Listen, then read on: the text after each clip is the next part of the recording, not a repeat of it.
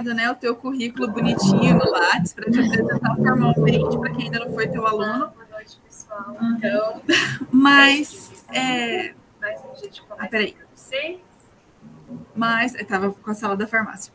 Mas a plataforma Lattes caiu e não estou abrindo. Então, eu sei que não é a coisa mais formal e delicada do mundo, mas você poderia se apresentar, falar um pouquinho da sua formação e já tocar a palestra para gente?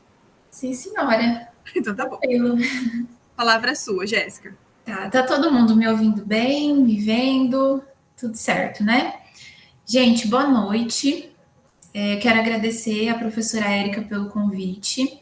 Ela me convidou tem mais ou menos aí uns 20 dias para falar para vocês um pouquinho sobre essa questão da queda de cabelo pós-Covid, né? E como ela pediu, vou me apresentar. Acho que a maioria aqui, pelo menos, já é meu aluno. E o que eu tenho para falar para vocês sobre a minha formação acadêmica, que eu sou biomédica, me formei pela UEM em 2014. Depois, em seguida, eu entrei no mestrado, né? Fiz mestrado na área de diabetes, que não tem nada a ver com a estética, foi totalmente outra área. Fiz doutorado logo em seguida, e durante o meu doutorado eu fiz a pós-graduação no Cesumar, na Unicesumar, de estética e minimamente invasivos, né? Na minha turma tinham farmacêuticos, biomédicos, os enfermeiros também faziam parte ali da turma. E então, a partir de 2020, comecei a dar aula na Unifama. Então, meu resumo aí da parte de currículo é isso. E eu atuo na parte clínica também, que é atendimento aos pacientes em consultório, botox, preenchimento, tratamentos capilares, tratamentos para manchas de pele, melasma e tudo mais. Certo? Posso iniciar aqui, Érica? Tranquilo? Gente, então vou iniciar com vocês. Eu montei aqui uma apresentação para que fique mais didático e mais fácil. Vocês me falem igual vocês fazem na aula normalmente, se vocês estão vendo a apresentação na tela cheia, tá? Que eu não estou vendo vocês. Então, para eu deixar a tela grandona assim, eu preciso não ver a tela do Google, ok? Pessoal, então vamos lá. Vamos falar um pouco sobre esse tema que é relativamente recente, né? A gente está falando aí de uma doença que está instalada no mundo tem 1 ano e meio, 2 anos, vai fazer agora começo de 2022, né? Final do ano. E agora a gente está começando a ver aí os efeitos colaterais disso tudo. Então, as sequelas que isso deixa no paciente, os efeitos disso no organismo depois da cura e tudo mais, né? E voltado aqui para o nosso tema, que é a queda de cabelo, nós vemos aí nos pacientes pós-Covid que houve um aumento muito grande por tratamentos capilares, né? Pessoas que passaram por internação ou que passaram pela doença, inclusive alguns casos pós-vacina também anda acontecendo, de pacientes que procuram tratamentos para queda de cabelo, porque acentuou muito a queda de cabelo nesse período pós-Covid, tá? Então, a gente vai falar um pouco sobre o mecanismo dessa doença, o porquê que a Covid acaba ocasionando a queda de cabelo, e como que nós, biomédicos, podemos, né, enquanto biomédicos estetas, intervir, né, e ajudar no diagnóstico desse paciente, ok? Então, eu coloquei aqui para vocês alguns pontos que eu vou abordar para deixar a palestra mais organizada, tá? Então, primeiro a gente vai ver aí um pouquinho das fases de crescimento do fio de cabelo.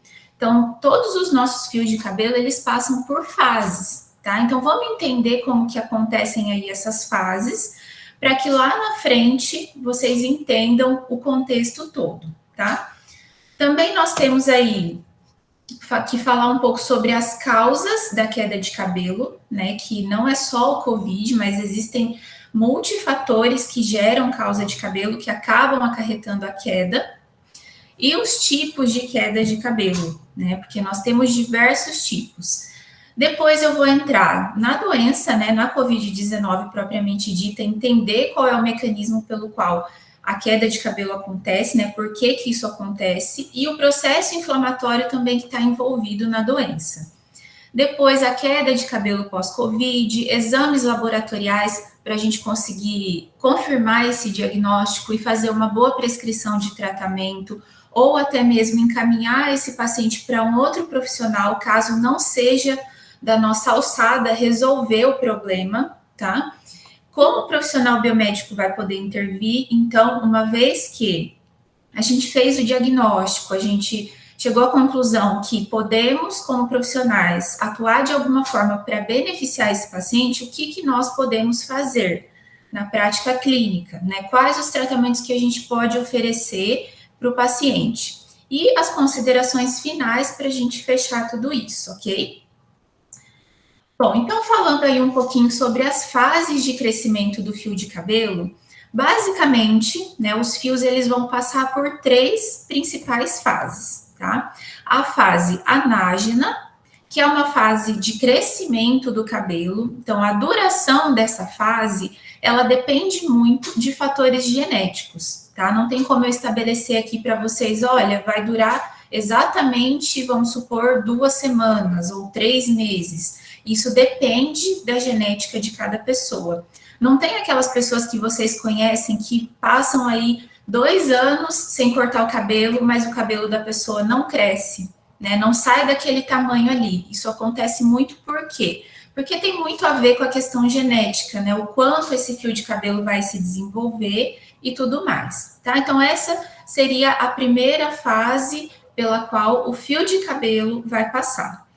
Em seguida, nós temos a segunda fase, que é a fase catágena.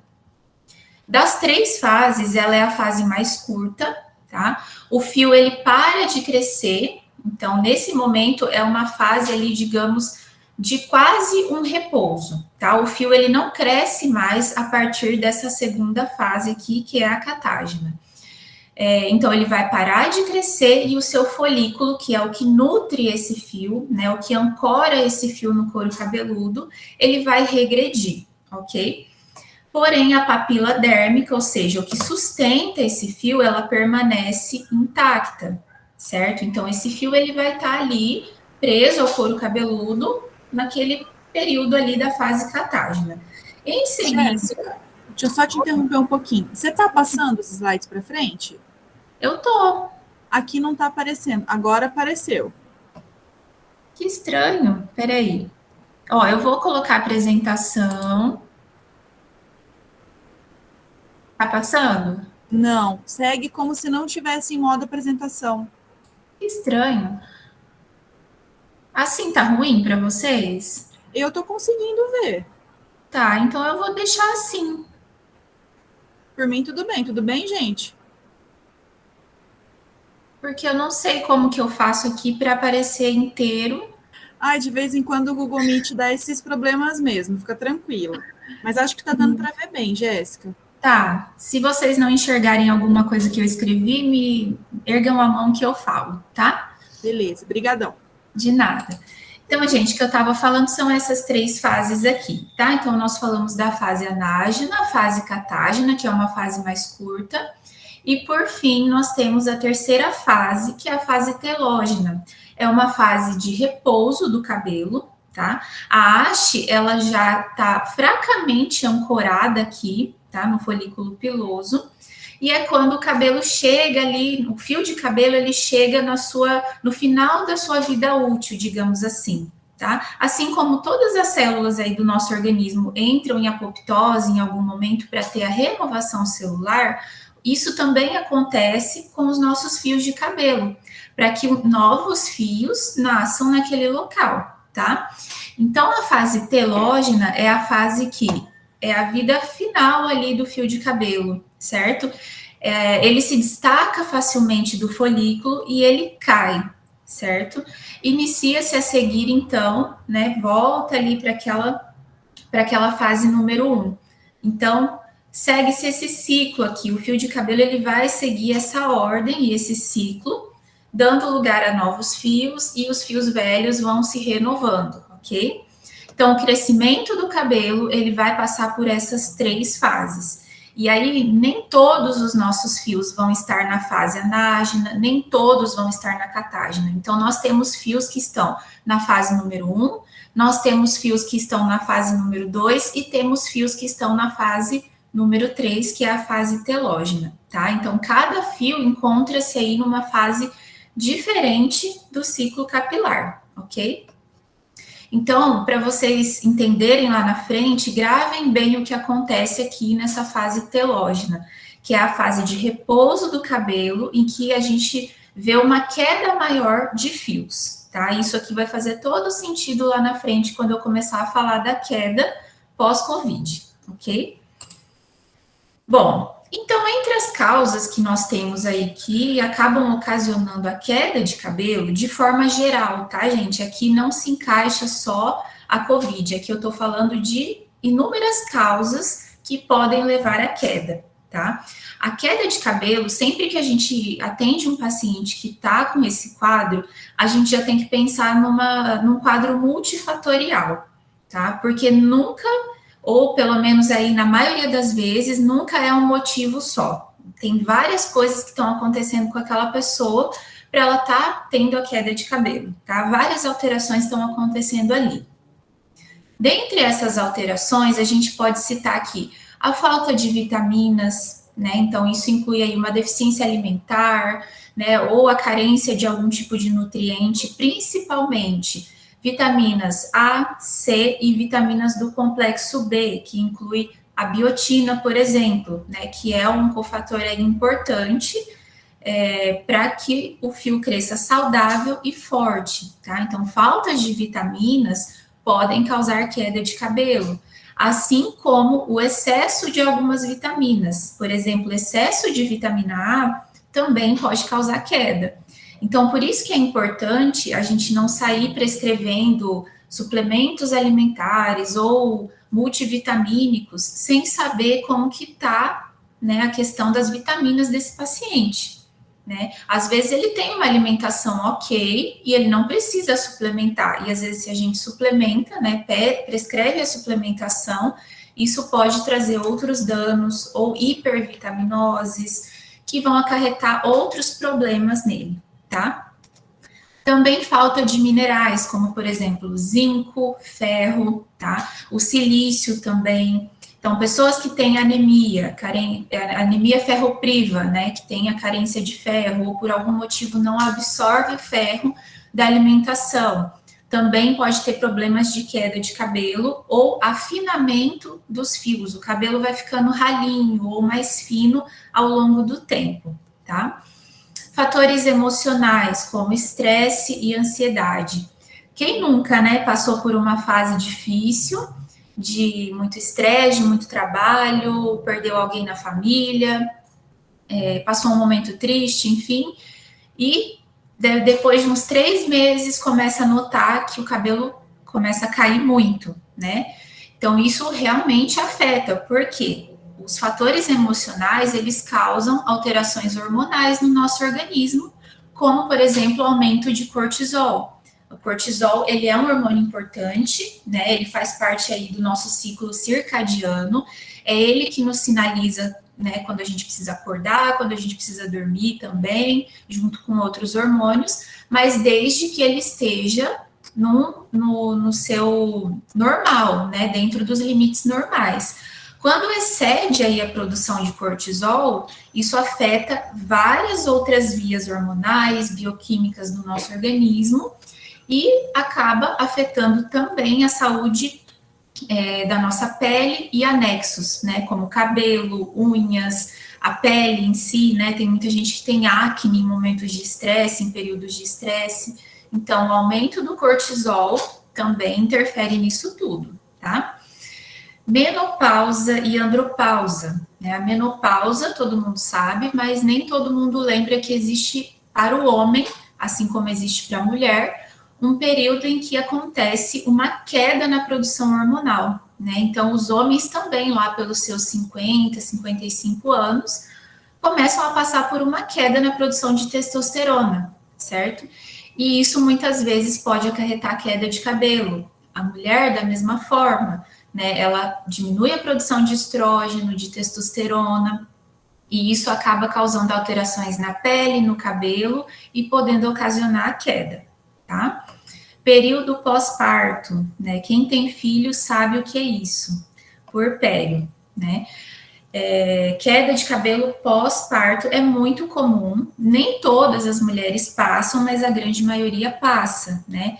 Primeiro porque acontece lá uma queda de todos os hormônios que estavam altíssimos durante a gravidez, durante a gestação, né? E de repente o bebê nasce e todos esses hormônios despencam, né? A produção diminui e isso tudo interfere também na saúde dos cabelos, tá? Fora que a mulher está amamentando, né? E muito dos nutrientes que ela acaba consumindo também vão para a produção do leite, porque naquele momento a prioridade é essa, né? É alimentar ali o bebê e produzir o leite da melhor forma possível para conseguir passar esses nutrientes para o bebê. Consequentemente, né, acaba muitas vezes faltando nutrientes para outras partes do nosso corpo, como o cabelo, né, que vai ser nutrido também por esses nutrientes. Se eles estão menos disponíveis, isso vai ter um impacto na saúde e na qualidade dos fios. O uso de produtos químicos, pessoal. Pessoas que fazem muitas químicas no cabelo, alisamento, tintura, descoloração, pode causar uma queda, né? E principalmente queda por quebra do fio, né? Aí a gente não tá falando de uma queda que influencia diretamente no folículo, mas às vezes na extensão, né? Na haste do fio, que fica quebradiço e a pessoa acaba tendo ali um corte químico ou cabelo muito quebradiço e perdendo muito cabelo durante esse processo. Uso de alguns medicamentos também, né? Antidepressivos, quimioterápicos, né? Os quimioterápicos são bem característicos, a gente vê como os pacientes que fazem quimioterapia passam por isso, né? Não é nada fácil para muitos deles, ou para a grande maioria. Antidepressivos também, né, acabam alterando aí alguns hormônios, e sempre vem descrito na bula que isso é um possível efeito adverso do uso de antidepressivos, e outras alterações hormonais, tá? Alterações no funcionamento da tireoide. Se vocês conhecem alguém que tem hipotireoidismo ou hipertireoidismo, também já devem ter ouvido esse tipo de relato, né? Uma das coisas, dos primeiros sintomas que a pessoa pensa em procurar um médico para ver se ela está com alteração na tireoide é unha fraca e queda de cabelo, né? Alterações no cabelo. Então, sim, a tireoide, quando ela está descompensada, né? Não está ali produzindo, não está ali trabalhando, né? Exercendo a sua função adequadamente, ela pode acabar afetando toda essa parte de cabelo, pele, unhas e tudo mais, ok? Alterações hormonais, certo? Alterações hormonais, gente, acontece aí em diversas situações, né? Se eu fosse falar aqui de cada uma delas, a gente teria uma aula só sobre isso, porque realmente hormônios sexuais, né? Qualquer coisa que a gente mexa aí com hormônios sexuais, seja usando, né, homens que geralmente usam esteroides anabolizantes, mulheres que têm síndrome do ovário policístico, que tem várias alteraçõezinhas hormonais e várias outras questões, a gente envolve aí, consequentemente, a parte estética, tá? Então, mulheres que têm síndrome do ovário policístico, por exemplo, elas têm um aumento de testosterona e outros hormônios androgênicos derivados da testosterona, que isso é um mecanismo que eu vou explicar mais para frente, tá? O que acontece, né? As mulheres que têm SOP, geralmente elas têm uma queda de cabelo acentuada, né? Começa a ter falhas aqui, ó, na parte da entrada, né? Nessas entradas aqui, começa a ter um afinamento dos fios também. Por que isso acontece? Porque ela tem muito mais hormônios androgênicos do que normalmente as mulheres que não têm SOP têm, tá? Então, todas essas alterações que envolvem aí hormônios sexuais, enfim, também é um ponto para se prestar atenção quando a gente vai fazer o diagnóstico, tá? Fatores genéticos e doenças autoimunes. Isso também interfere bastante. Fatores genéticos, né? Quando a gente tem aí histórico de calvície na família, históricos de doenças autoimunes como alopecia areata, psoríase, que também acaba causando ali algumas disfunções no folículo, né, do couro cabeludo. Enfim, fatores genéticos, eles podem ou não influenciar, né, a gente sabe disso, podem ou não se manifestar em algum momento, mas eles estão ali, né, então a gente não pode simplesmente ignorá-los e tudo bem, né. Então, eles também acabam interferindo. E infecções por micro-organismos, né, que é o nosso foco aqui. Então, infecções por micro-organismos, fungos, bactérias, vírus, geram processos inflamatórios exagerados no nosso organismo, e isso pode acarretar queda de cabelo, tá? E é o que a gente vai entender, então, quando eu começar a explicar para vocês o mecanismo ali do coronavírus, e como que isso vai interferir no folículo piloso, ok?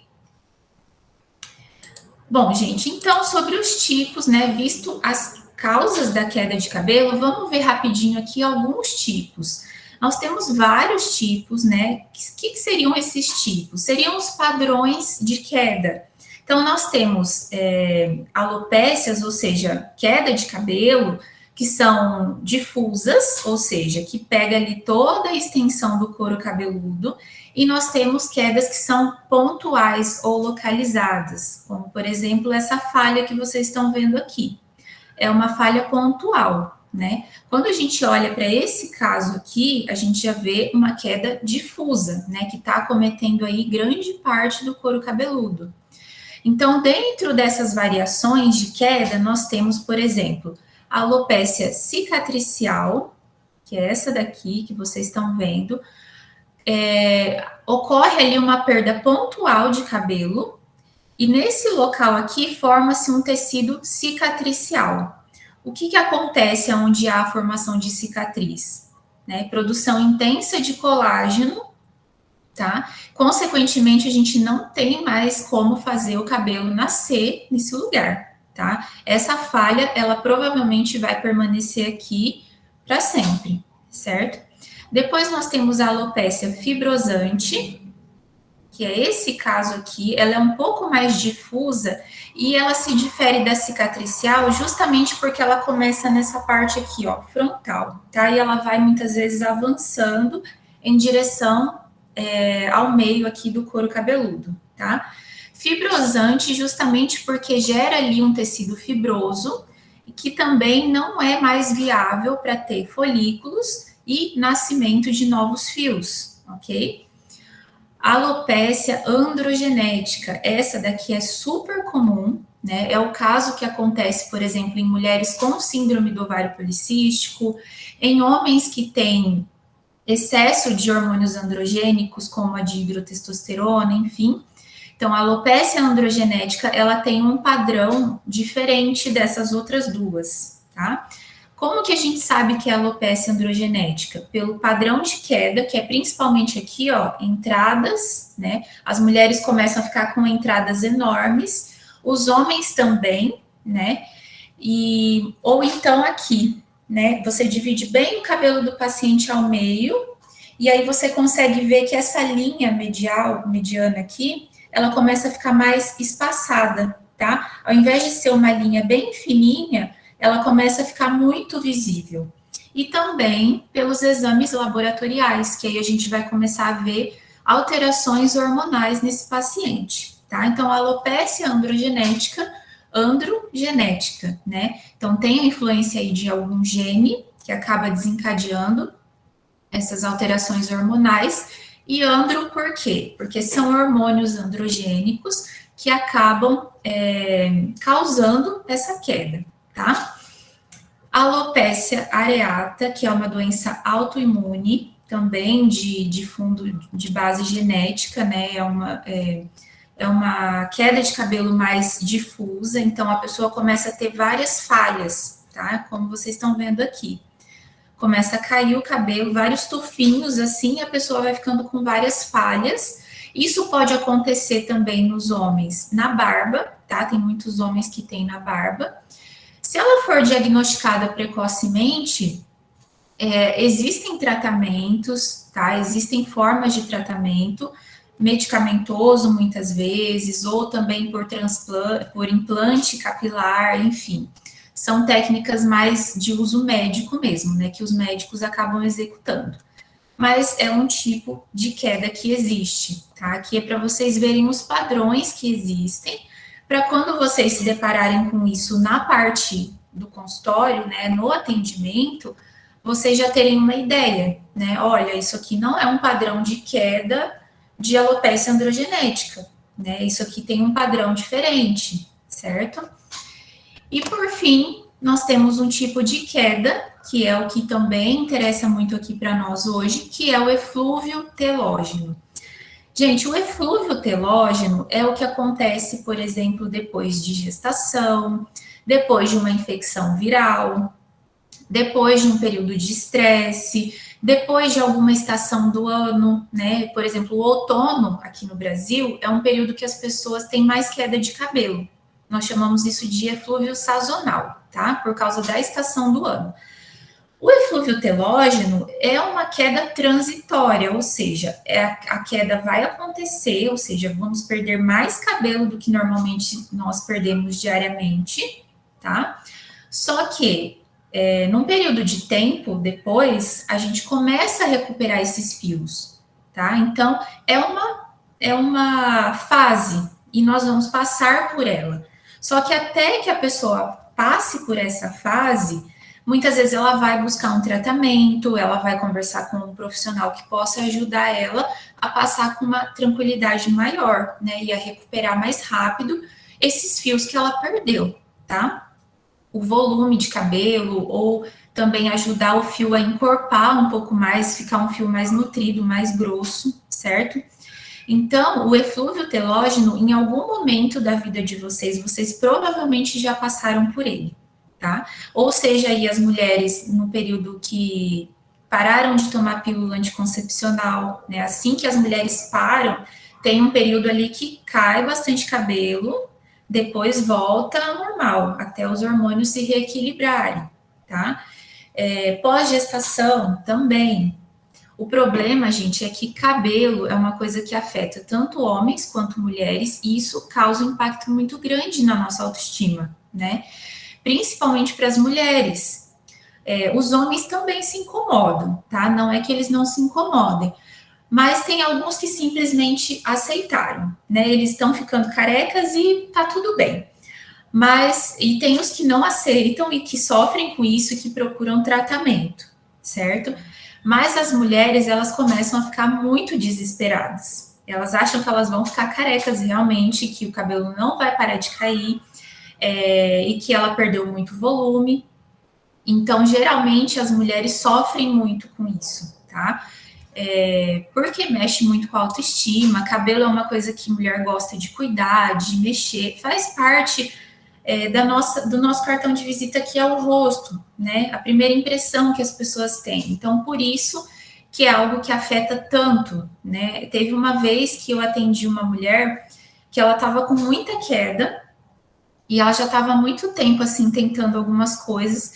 E quando a gente começou a ter resultado com as aplicações que eu estava fazendo nela, ela chorava, assim, quando ela via as fotos, porque ela falou assim, nossa, eu nunca imaginei que teria alguma coisa que eu fizesse que fosse adiantar. E aquilo mexia muito com a autoestima dela, ela se sentia feia, ela falava que não gostava de sair de casa para passear, enfim. Então, realmente, é nesse nível que, às vezes, a queda de cabelo afeta as pessoas, né? Principalmente quando é uma queda que não para, sabe? É uma queda assim crônica, constante, que a pessoa não vê melhoras, que ela usa shampoo anti-queda, usa tônico, usa tudo e não melhora, tá? Bom, então esses são os tipos de queda e os principais, tem vários outros, tá, gente? Aqui eu coloquei para vocês os principais para vocês terem uma ideia. E lembrem aqui desse termo, que lá na frente a gente também vai precisar dele, o eflúvio telógeno, ok? Bom, gente, então vamos entrar na parte da queda que acontece pós-Covid. Então, por que essa queda acontece? Com o que ela está relacionada? Então, tem 4 principais pontos aqui que eu queria que vocês guardassem bem, que o primeiro é o processo inflamatório que acontece, né, no desenrolar da doença e as alterações circulatórias que acontecem também, tá? Segundo ponto importante, uso de medicamentos. A gente sabe que não existe um protocolo, né, certo e assim, 100% que vai dar resultado no tratamento de COVID, né, do uso de medicamentos. Mas a gente sabe que pacientes estão usando medicamentos em hospital, em casa, enfim, para tentar fazer um tratamento para essa doença, ok? Então, o uso de medicamentos é um outro ponto importante que a gente precisa ressaltar aqui para falar de queda capilar pós-Covid. Terceiro ponto, as alterações que acontecem no ciclo capilar. Então, aquelas 3 fases que eu falei para vocês lá no início, né? Vai acontecer ali uma alteração de tempo que o fio de cabelo passa em cada uma, tá? Então, a gente vai perceber que acontece ali alterações naquele ciclo também. Já vou explicar melhor como isso acontece. E o quarto ponto, alterações emocionais e hormonais também, que estão relacionadas aí com a infecção pelo vírus, ok? Então, vamos ver cada um desses 4 pontos para vocês entenderem como se desenvolve cada um deles, tá? E como todos eles vão culminar ali na queda de cabelo, ok? Primeiro, gente, vale a gente ressaltar aqui que a COVID-19 é uma doença sistêmica, tá? É uma inflamação que não se restringe ao tecido pulmonar. Quando a gente fala de inflamação, muitas vezes vem na nossa cabeça assim, eu ralei, eu bati, ou uma inflamação de garganta, ou uma acne, né, que é uma inflamação pontual. Quando eu falo de inflamação na COVID-19, eu estou falando de uma inflamação sistêmica. E sempre que a gente tem uma inflamação sistêmica, a gente não tem só o acometimento de um órgão ou um tipo de tecido. A gente tem o acometimento de vários órgãos e sistemas, tá? Então, o grande problema da COVID é a inflamação, porque é ela que vai gerar todas as outras complicações, tá? As complicações neurológicas, renais, hepáticas, gastrointestinais, né? As alterações circulatórias, né? Alterações cardíacas, endocrinológicas, né, que são alterações hormonais, isso aqui é muito importante na queda de cabelo, e alterações dermatológicas na pele e nos seus anexos, que aí inclui cabelos, unhas, né, enfim, tudo. Então, vejam, não é um problema pulmonar, né, a gente não está falando aqui de uma doença pneumológica, né, que influencia só o pulmão, claro. A pessoa, às vezes, vai ir a óbito por falência respiratória e ou cardiorrespiratória, ok. Só que todos os outros órgãos estão sendo afetados de uma forma muito significativa, tá? E dentro de cada um desses sistemas, desses órgãos, a gente tem aí as suas manifestações. Então, no neurológico, nós temos tontura. Algumas pessoas relatam que após Covid tem perda de memória, né, e tudo isso. Bom, então, a infecção por SARS-CoV-2, né, que é o coronavírus, possui efeitos sistêmicos, e isso precisa estar bem claro para vocês, tá? E aí vão ocorrer alterações em múltiplos mecanismos bioquímicos, né, promovidos também pelo processo inflamatório, que acarreta alterações em múltiplos órgãos, né? Por isso que a gente tem todo esse cenário aqui na doença. Quando que a queda capilar, ela começa a ser percebida pelo paciente? Depende, tá? Em geral, a gente passa por uma doença, a gente passa por um estresse, por uma gestação, e 3 meses depois, a gente começa a perceber a queda de cabelo, tá? Por quê? Porque 3 meses é o tempo que leva para esse ciclo aqui, que eu falei para vocês lá no início, ele acontecer, tá? E novos fios vão entrando em novos ciclos. E aí a gente começa a perceber as alterações, né? E a queda fica mais acentuada.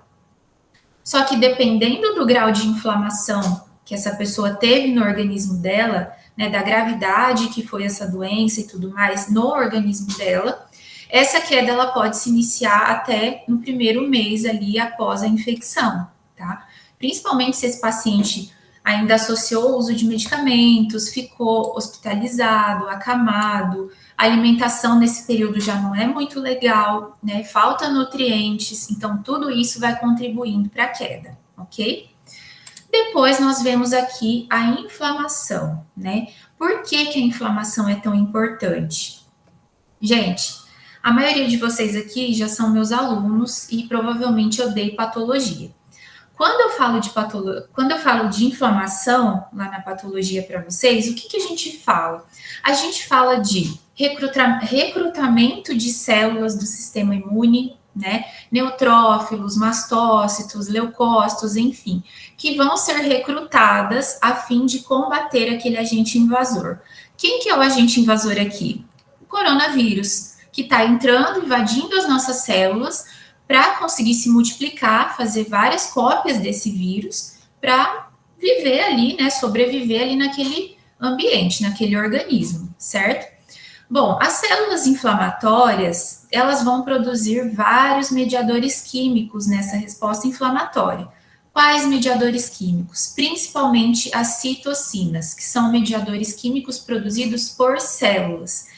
E aí, essas citocinas, elas amplificam ainda mais a resposta inflamatória, ou seja, elas são mensageiros químicos, né? Elas vão ser produzidas para que elas mandem mensagens para mais células que elas precisam ir até o local, tá? Que elas precisam, né, se multiplicar ali e ajudar o organismo a combater aquele vírus. Entre essas citocinas, nós temos aí a interleucina 6, a interleucina 2, a interleucina 4, interferon alfa, tá? TNF alfa e várias outras, tá, gente? Bom, além de toda essa cascata inflamatória que começa a acontecer no organismo, quais são aí os sinais clínicos da inflamação, né? Dor, rubor, calor e tem mais dois, né? Alteração de função, né? Ou perda de função. E aí nós temos os picos febris, que caracterizam lá o calor. Então, durante essa inflamação, né, conforme o vírus vai se replicando, o paciente ele vai tendo picos febris. Até mesmo esses picos febris, né, de febres muito altas, aí de 40, 39 graus, 39,5, também contribuem para alterações que começam a acontecer aqui no folículo piloso, tá? E também, além de toda a inflamação, nós temos alterações na cascata de coagulação e alterações vasculares, tá? Então, o que começa a acontecer?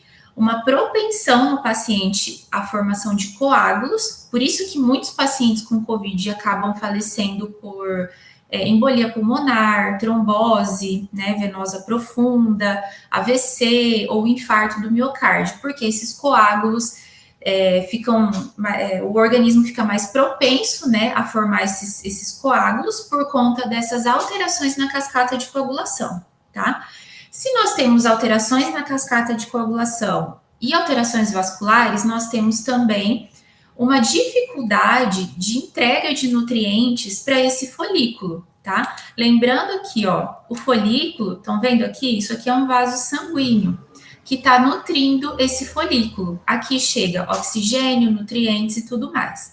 Se eu tenho complicações circulatórias, consequentemente, vai ter um comprometimento da chegada de nutrientes e de oxigênio para esse folículo, para nutrir esse fio, tá? Então, tudo isso aqui, né, eu quero que vocês vão amarrando aí todas essas informações, tá? Criem um cenário na cabeça de vocês que isso tudo está acontecendo ao mesmo tempo, certo?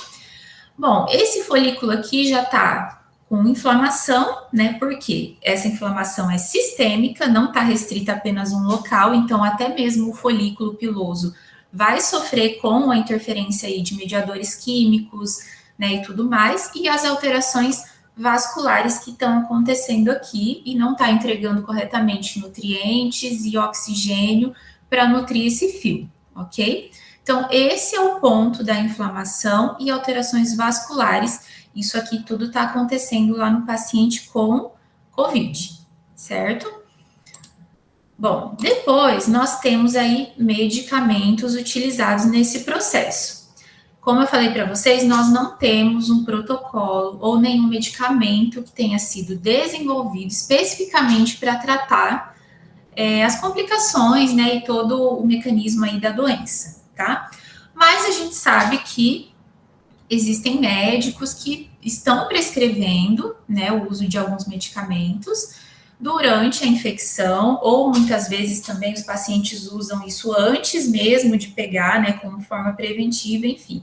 Isso tudo é muito polêmico, né, não vamos entrar nessa discussão, mas o uso de antirretrovirais, ou seja, medicamentos que diminuem aí a replicação viral, tá, ou impedem a replicação do vírus dentro da célula, uso de antibióticos e antiparasitários, como a ivermectina e a azitromicina, que é um antibiótico que está sendo muito usado durante a infecção, e de antimaláricos, né, como ficou muito conhecida aí a hidroxicloroquina ou a cloroquina, tá? Tem os dois medicamentos, as duas nomenclaturas vocês vão encontrar.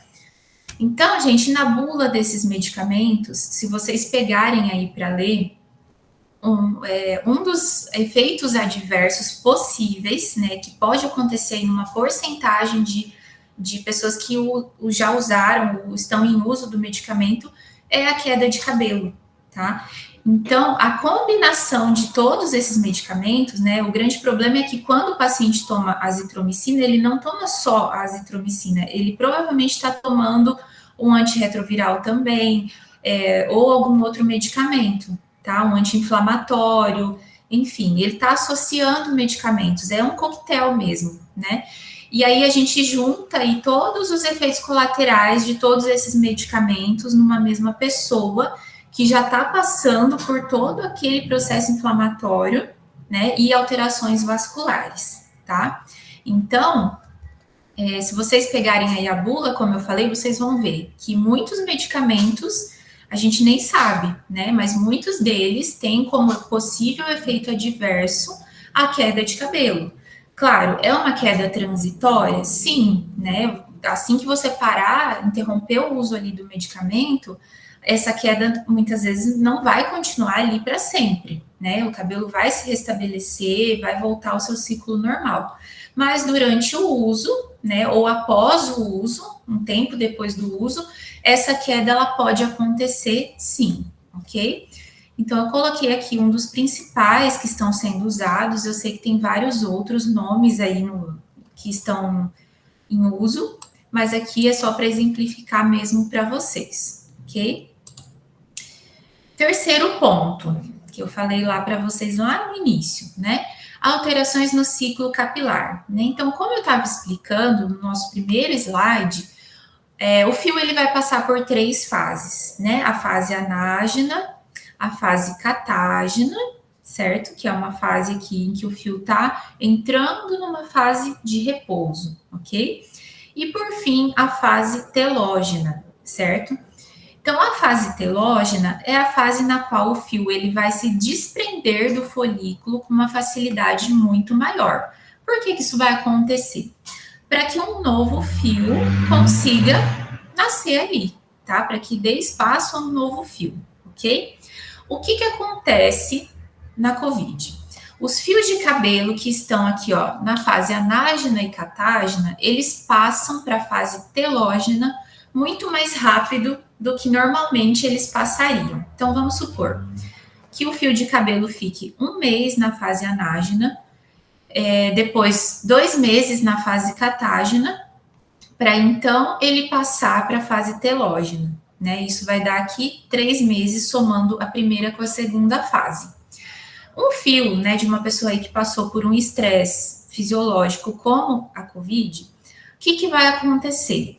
O fio vai passar 15 dias na fase anágena, 10 dias na fase catágena, por exemplo, e ele já vai para a fase telógena, que é a fase que ele já vai para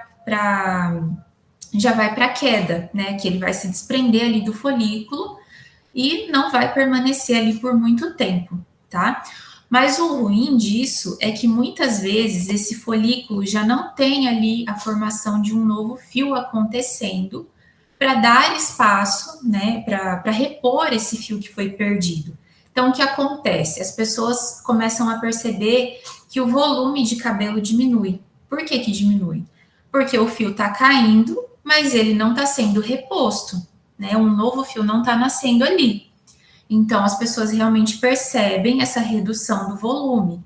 Outra coisa que acontece também, o fio, ele começa a ficar mais fino, né? Aquele fio que normalmente seria um fio mais grosso, né, mais encorpado, mais resistente, como ele não tem tempo suficiente, né, ele passa muito rápido por essas outras duas fases, ele chega aqui na fase telógena, ele ainda não está pronto para cair, né? Ele ainda está com uma base bem fraca, né? Ele ainda não completou ali a sua formação, né? E aí ele cai, é aquele fio fininho, né? Que muitas vezes você não consegue nem ver a raizinha dele, porque ele está muito fino, né? E isso também acaba acarretando uma perda de volume bem significativa, tá? Então, essa passagem mais rápida por essas duas primeiras fases acarreta uma queda muito precoce do fio de cabelo, tá? Então, é por isso que nós chamamos a queda pós-Covid de um eflúvio telógeno, tá? Ela é caracterizada também como um eflúvio telógeno, ok? E por fim, aqui, as alterações emocionais, né? Por fim, não, né, gente? Tem alterações hormonais ainda. Alterações emocionais. Então, né, fora todas essas questões fisiológicas que estão acontecendo, a pessoa está isolada, muitas vezes, ou internada, não podendo entrar em contato com membros da família, sozinha, né? Não está se alimentando bem, está preocupada porque a Covid, assim, um dia você dorme mais ou menos, no outro dia você acorda bem, aí no terceiro dia você acorda péssimo, né? Com complicações e tudo mais. Aí quando parece que está melhorando, piora. Então, isso gera muita ansiedade nas pessoas, né? E gera até um estado depressivo. Tem várias pessoas que eu conheço que passaram pela doença, né? E que estão, assim, ainda tentando se recuperar da ansiedade, né? De pânico, de procedimento médico, porque ficaram internadas. Então, todas essas alterações emocionais que acontecem durante esse período acabam gerando também desequilíbrios hormonais, como eu falei para vocês, aumento de cortisol, né? O próprio estado emocional da pessoa, às vezes, vai exigir que ela faça uso de algum tipo de medicamento psicotrópico, antidepressivos ou ansiolíticos. Esses medicamentos também causam queda de cabelo, às vezes, tá? E fora que, quando a gente não tá bem, né? Quando a gente não dorme bem, quando a gente não tá com os neurotransmissores ali equilibrados, isso gera alterações em hormônios sexuais, né? Então, por isso que muitas vezes a pessoa tem perda de libido, perda de disposição, ela começa a trocar o dia pela noite, né? E essas alterações em hormônios sexuais também influenciam, né, na pele e anexos, e na parte estética também como um todo, tá? Então, as alterações emocionais são a ponta do iceberg, né? Tudo que está vindo depois delas que é o grande problema também da queda de cabelo e de todas as outras alterações, ok? Bom, então falando ainda em alterações hormonais, o que também acontece, né? Eu achei um artigo bem legal que eu coloquei aqui no final para vocês. O que também acontece, né?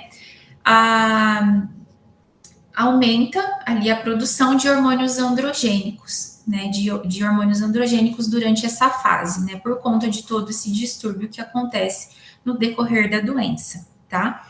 Então, o que são hormônios androgênicos? São hormônios derivados da testosterona. Homens e mulheres têm, né?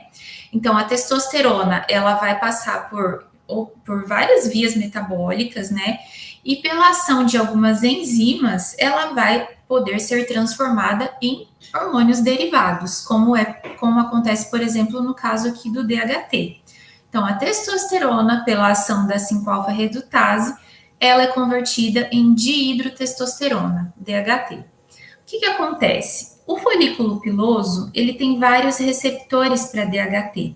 Então, a DHT vai, né, esse hormônio aqui vai e se liga aqui, ó, na base do folículo e causa a queda de cabelo, tá? Esse mecanismo aqui também, só para exemplificar para vocês, acontece também na síndrome do ovário policístico e também em casos de alopecia androgenética em homens, tá? Geralmente, se você pegar um caso de alopecia androgenética e pedir para dosar a DHT, ela tá alterada, ela tá muito aumentada, tá?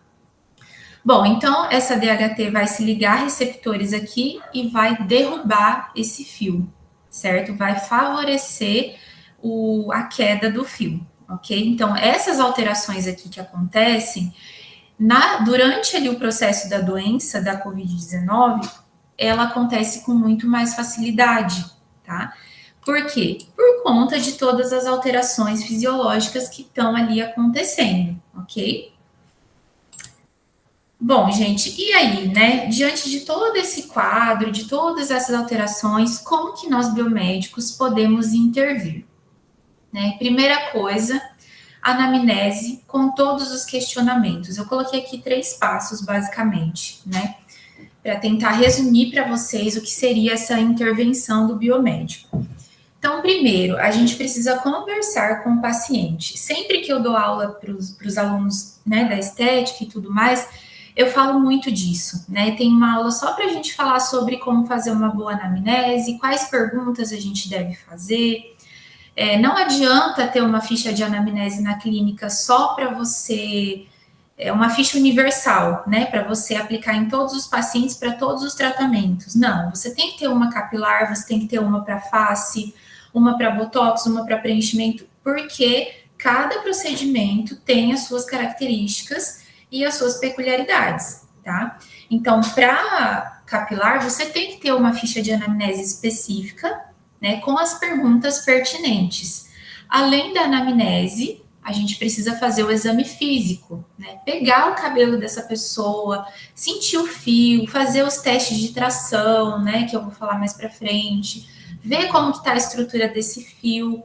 Se você puder adquirir para sua clínica um tricoscópio, que é um aparelhinho que você consegue ampliar e ver o couro cabeludo, né? Ver como que tá ali a base, a haste do fio, melhor ainda, tá?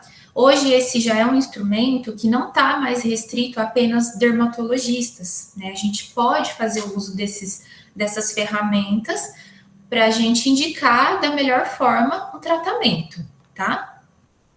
Depois tem a solicitação de exames, que esse ponto aqui também ainda é um pouco polêmico, a gente vai falar sobre ele, e os possíveis tratamentos. Gente, aqui na anamnese, a gente vai avaliar o padrão de queda. Então, aonde que essa pessoa está perdendo cabelo? São nas entradas? É aqui no meio? Né? É aqui, né, no topo da cabeça? A gente precisa ver aonde que está acontecendo o padrão, para muitas vezes conseguir diferenciar qual é o tipo de queda que está acontecendo ali, tá? Perguntar sobre o histórico do paciente de doenças recentes, né? Nesse caso aqui, a gente está falando de queda pós-Covid, né? Então, você vai perguntar para ele, você teve Covid? Porque às vezes o paciente não chega falando que teve. E a gente que tem que perguntar, tá? Você vai perguntar se ele teve Covid, se ele ficou internado, se ele tomou medicamentos, ou se ele tomou a vacina, tá? Também. A alimentação dele, como que tá nos últimos tempos. Fazer testes no fio de cabelo, como eu falei para vocês, para verificar a estrutura e a força desse fio. Então, tem testes que a gente faz, que é o de tração leve, né? Que a gente pega o fio e passa assim, ó, bem levinho, para ver quantos fios caem, né, depois que a gente faz esse movimento. Em várias regiões da cabeça a gente faz esse teste, tá? Tem o de tração com mais força, que a gente realmente puxa um tufinho assim de cabelo, né, com mais ou menos 50 fios, para verificar quantos fios vão cair, né, nessa tração. Tem o teste da prega, né, que o couro cabeludo, como ele tem muitos folículos, quando ele tem os folículos, ele não faz essa prega que faz quando a gente pega a pele, ó, essa pele aqui, né, que não tem o folículo, certo? Então, tudo isso eu vou falar para vocês também em aula, quem for ter aula comigo. Mas tem vários testes que a gente pode fazer em consultório. E o histórico familiar, né? A gente precisa saber também. Tem casos de queda de cabelo na família, calvície, a mãe é calva, o pai, avô, enfim, a gente precisa investigar tudo isso. E é uma etapa, então, imprescindível para a gente fazer uma indicação correta de tratamento, tá? Exames laboratoriais, gente. Biomédicos não podem solicitar exames laboratoriais via plano de saúde, né? Apenas médicos, se não me engano, nutricionistas que atuam pelo plano e dentistas. Não, dentistas também não, mas eu acho que só médicos mesmo e alguns outros profissionais que trabalham no plano de saúde, tá? Mas se o seu paciente tiver condições, né, e puder fazer ali pelo menos 1 ou 2 exames pagando, né, no particular, peça para ele fazer, né, pelo menos o DHT, né, a dosagem de DHT e dosagem de testosterona total, tá? Ou a testosterona total e livre, se ele puder fazer também, certo? Por quê, gente? Para a gente descartar possíveis alterações hormonais significativas. Por quê? Se for uma alteração muito expressiva, né, tá muito aumentado o DHT, tá muito aumentado prolactina, por exemplo, quando está muito aumentada, causa queda de cabelo, né?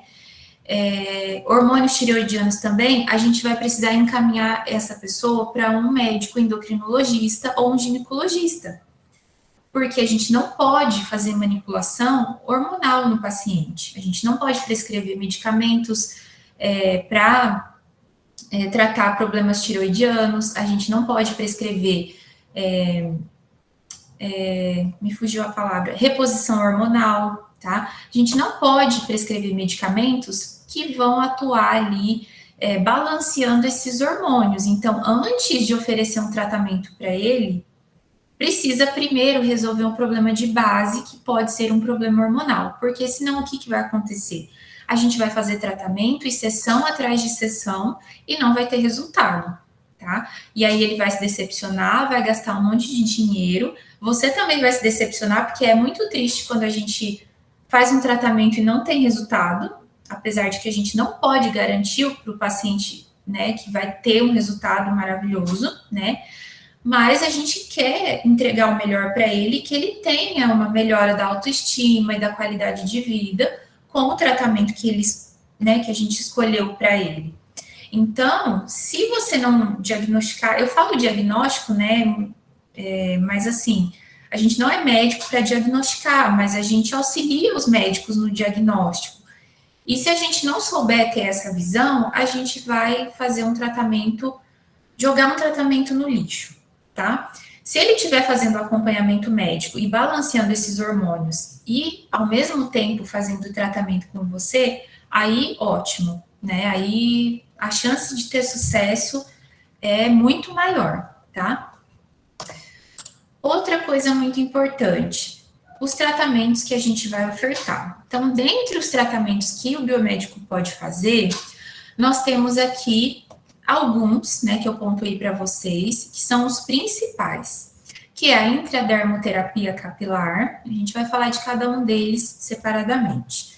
O microagulhamento, o MMP capilar, a carboxterapia, laser terapia e LED, que estão aí dentro da fototerapia, né, que são terapias que fazem uso da luz como estímulo ali para aquele folículo, prescrição de produtos de uso tópico e prescrição de nutracêuticos, tá? Então, falando agora um pouquinho de cada um desses tratamentos, vamos falar aqui primeiro da intradermoterapia. Gente, a intradermoterapia nada mais é do que uma técnica já bem antiga, bem conhecida. Ela começou a ser usada para fins terapêuticos primeiro, e depois foi sendo ali ampliado o seu uso para fins estéticos, tá? Até que hoje em dia a gente usa a intradermoterapia para várias coisas, para tratar gordura localizada, para tratar queda de cabelo, celulite, estria, flacidez também, tá? Então, a intradermoterapia, ela já é muito desenvolvida, muito conhecida. A gente tem aí uma vasta gama de ativos que a gente pode utilizar nessa técnica, certo? E quando a gente fala de intradermoterapia capilar, basicamente é a aplicação de ativos e medicamentos diretamente no couro cabeludo, tá? Esses ativos que a gente vai aplicando aqui ponto a ponto, eles vão fazer o quê? Nutrição, fortalecimento e prevenção de queda, tá? A gente aplica pela via intradérmica, então é uma aplicação bem superficial. A gente aplica, vê a formação da papulazinha, passa para o próximo ponto e assim vai. A gente vai fazendo isso, né? Dividindo o cabelo sempre aqui ao meio, depois puxa para cá, faz outra fila, né? Aqui, aplica aqui, e a gente vai fazer isso em toda a extensão do couro cabeludo, principalmente nas áreas que a gente percebe que tem uma queda maior, tá? Quais ativos que podem ser utilizados? Por exemplo, o minoxidil, que é um vasodilatador muito potente. Por que a gente quer causar vasodilatação no couro cabeludo? Para ter um fluxo sanguíneo melhor, uma melhor entrega de oxigênio e de nutrientes, tá? Então, vocês vão ver que muitas técnicas que tratam aí a queda de cabelo, elas são voltadas para melhorar a circulação sanguínea nessa região, certo? Então, o minoxidil é um vasodilatador, a finasterida é um composto que inibe a 5-alfa-redutase. O que a 5-alfa-redutase faz? Converte testosterona em DHT, que causa queda de cabelo.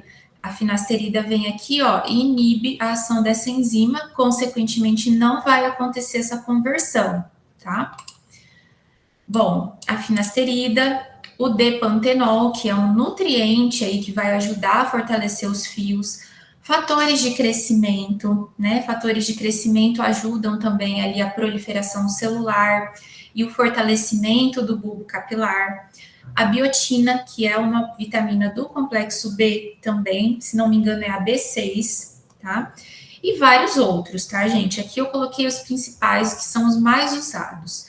Esses ativos e medicamentos usados na intradermoterapia, eles vêm assim, ó, em frascos, em ampolinhas de vidro, são todos estéreis, tá? A gente compra isso diretamente com uma empresa específica desse ramo, que produz medicamentos para intradermoterapia. Então, tudo que é injetável é estéril, certo? E descartável, tá, gente? Tudo que a gente usar aqui nunca vai reutilizar, tá? Então, a intradermoterapia basicamente é isso. A gente ali com uma seringa, com uma agulhinha 30G bem fininha, vai fazer aí uma combinação desses ativos, né, de acordo com a necessidade do paciente e vai aplicar isso em vários pontinhos no couro cabeludo. A gente pode fazer isso uma vez por semana, a cada 15 dias, tá? Vai depender da necessidade de cada um. E o número de sessões, eu não gosto muito de falar de número de sessões, porque isso é muito particular. Mas, em média, aí, para a gente começar a ver um resultado legal, umas 4, 5 sessões, tá?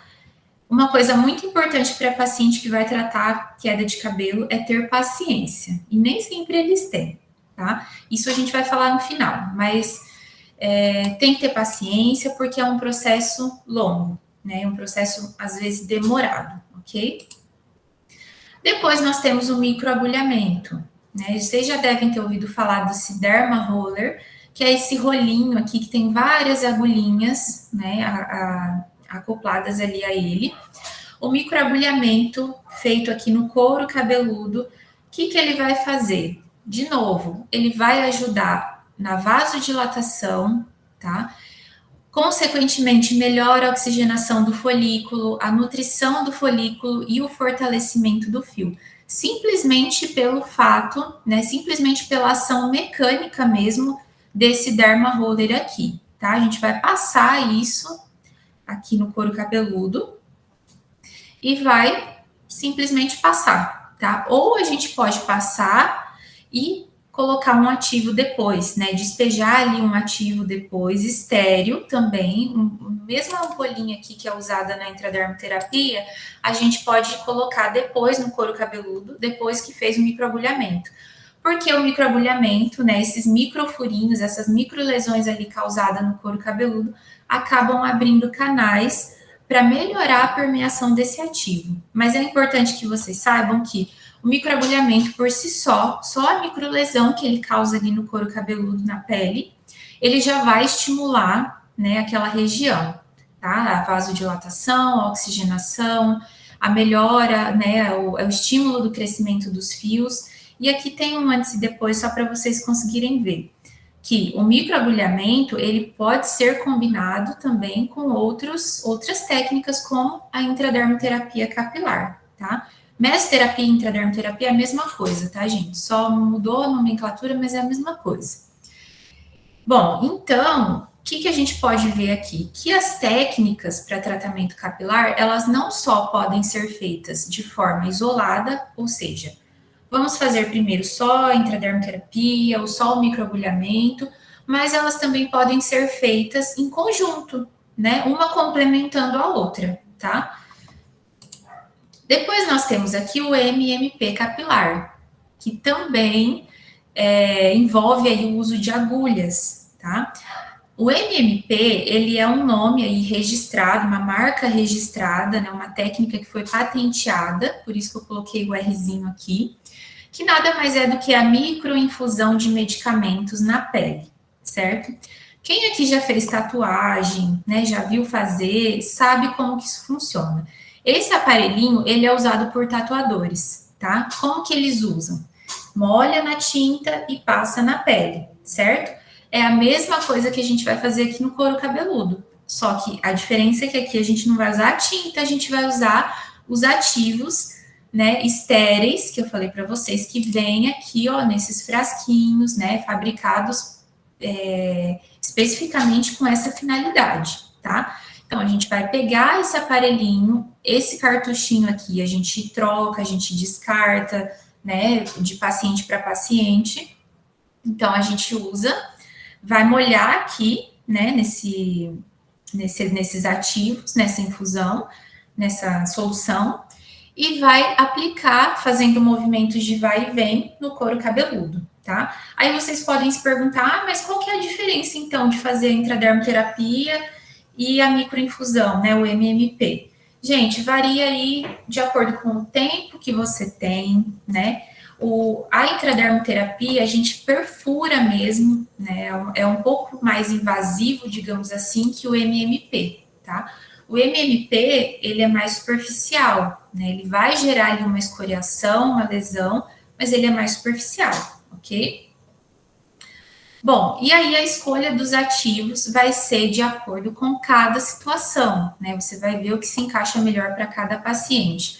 Também aqui é a mesma coisa, né? Melhorar a nutrição, a oxigenação dos fios, promover efeitos semelhantes também ao do microagulhamento. Por quê? Porque a gente está gerando aquelas microlesões aqui no couro cabeludo conforme a gente vai passando essas agulhinhas, tá? Gente, acabei esquecendo de falar, desculpa. A sessão do microagulhamento, ela deve ser feita aí pelo menos no intervalo de 20 dias, né? Esperar 20 dias para fazer uma nova sessão, porque é o tempo que a nossa pele ali do couro cabeludo precisa para se recuperar, né, de uma sessão para outra, tá? Para acontecer ali a estimulação completa do local. E de 3 a 6 sessões, em média, a gente já tem um resultado legal.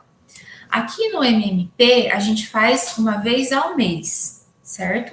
Por quê? Porque aqui teve a aplicação de ativos, né? A gente lesionou um pouquinho mais essa pele, então a gente dá um intervalinho um pouco maior, de 3 a 6 meses de tratamento. Então, uma vez por mês, de 3 a 6 meses, em alguns casos vai durar mais do que isso, tá? Depende de cada situação. A carboxiterapia, né? A carboxiterapia, a gente ouve muito falar dela para tratamentos corporais, principalmente celulite e gordura localizada. Mas a carboxi, ela também é usada capilar, né? No couro cabeludo. Então, o que a carboxi é? São microinjeções ali, pequenas injeções de gás carbônico, né? Diretamente no couro cabeludo. Então, aqui eu trouxe só um esboço, né, do equipamento para vocês verem. É um equipamento bem pequenininho, todo esse negócio aqui é só para alojar o cilindro de gás carbônico.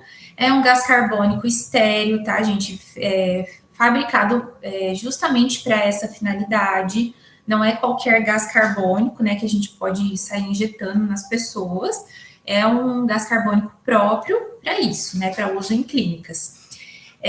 Bom, e aí vai ter uma mangueirinha que sai aqui do equipamento e com uma agulhinha a gente vai injetando isso intradérmico, né, no couro cabeludo, fazendo vários pontinhos, tá? O gás carbônico ali, aqui eu coloquei só um esquema para vocês entenderem, né, como que o gás carbônico vai agir no tecido.